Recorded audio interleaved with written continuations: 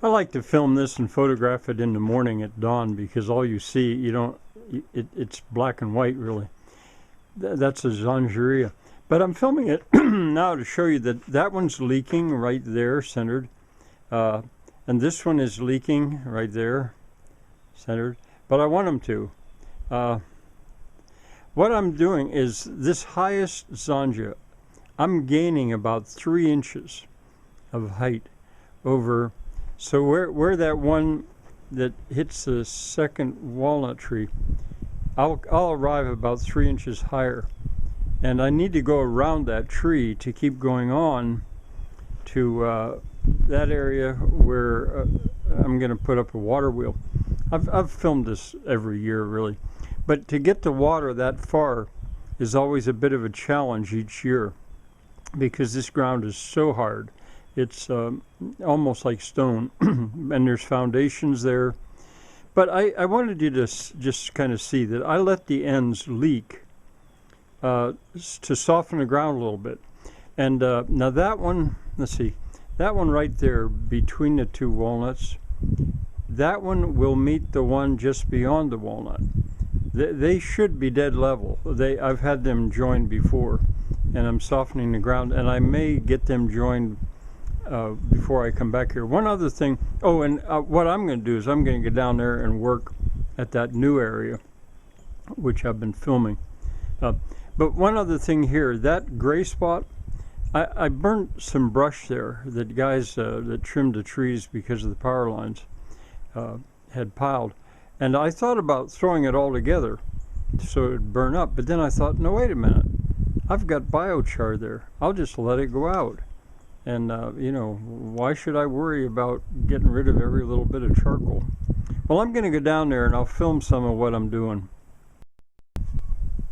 Here's the Zanja that I said will arrive about 3 inches higher, maybe 2, at that tree than the height that I have now.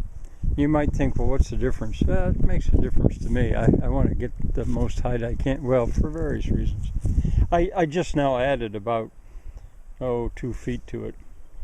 Now let's go down and see what's going on maybe there. That's where I just was. Now down another 1, 2, 3 Zanjas down. I'll add to this just a little bit here. It's leaking back there, do you see? Well, clearly it's leaking. I'll fill that and then add a little bit, maybe just a couple feet.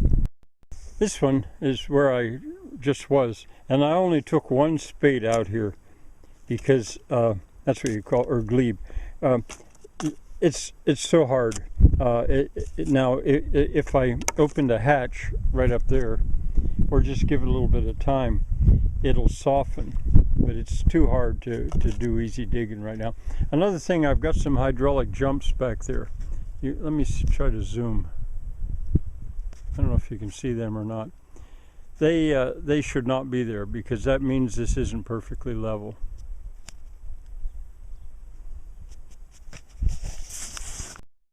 Now these 2, I doubt if I'll join them today, but they should join right up.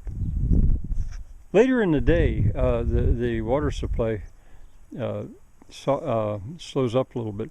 Now, do you see all those riffles? All that hydraulic jump? That's clearly an indicator that there's a drop right there, which I'm aware of, and I'll gradually work it out. What I'll do is I'll take this level probably down to that level.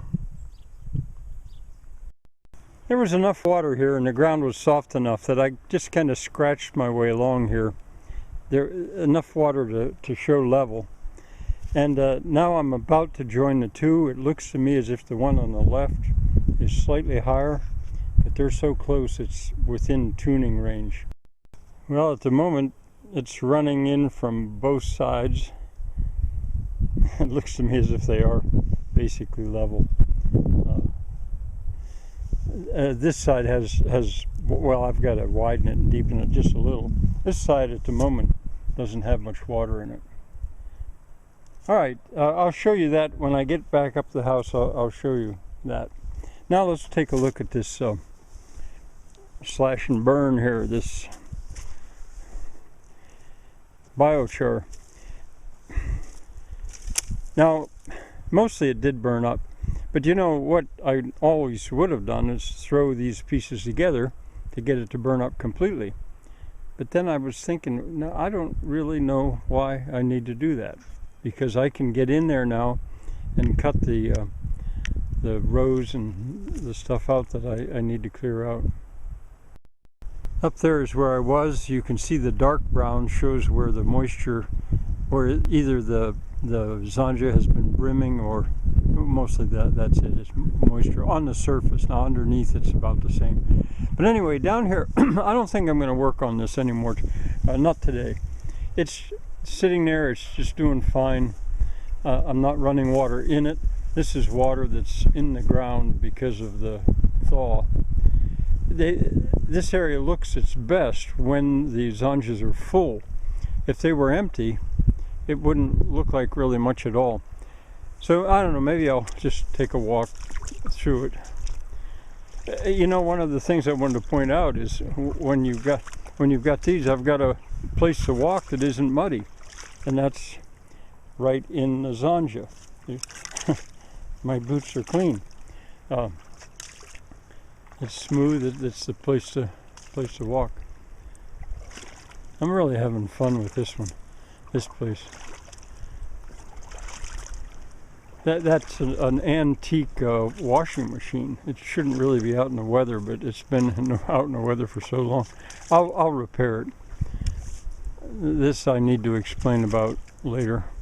Here's a bit of a high spot, but I can just drag my boot through it, and that'll take care of that.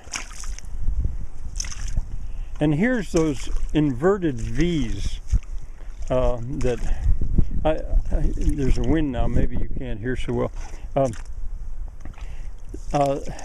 I'm calling this an erosion gully, which it really isn't. But you see there's an inverted V right there, or I could call it a U, I suppose, rounded like it is. But it's indicating where that is. There's one. I stopped on this one because I seem to have hit a really big stone. Another thing, I only continued that one so far, but there's that one, and there's that one, showing where there's a depression. There, probably looks the same. The big sow right there where she's crossing, that's where I joined the two Zanjas, and they are essentially dead level. So I can run water in either direction, to the left or to the right, and that's the way they all should be.